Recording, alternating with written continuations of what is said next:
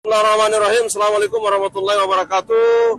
Jadi dilaporkan untuk pagi ini, hari Senin, tanggal 28 April 2025, terlihat di depan kantor DPRD tingkat 2 Kota Makassar sementara diblokade oleh massa yang menolak dilakukan penggusuran di kantor Mazda Veterani.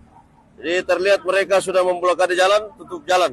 Jadi dari Satuan Lalu Lintas Polrestabes Makassar bersama Disub Kota Makassar melakukan rekayasa lalu lintas. Jadi untuk kendaraan yang dari arah Veterani yang mau masuk air Tasning diblokade, diluruskan ke utara. Ya. Nanti untuk arus lalu lintas akan dialihkan di sini. Ya. Setelah pergeseran pasukan, arus lalu lintas akan ditutup di sini, tidak ada yang mengarah ke selatan. Semua dialihkan masuk ke Tasning, berputar di pemutaran Black Canyon atau pemutaran 2 Tasning.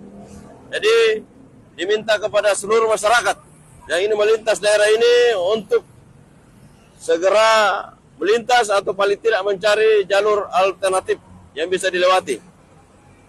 Jadi personil Polrestabes Makassar dengan dinas terkait termasuk dari Disub dan dari TNI Solo Bandung di lokasi. Jadi untuk mengamankan pelaksanaan eksekusi lahan di kantor Mazda Veterani. Demikian laporkan, selamat pagi.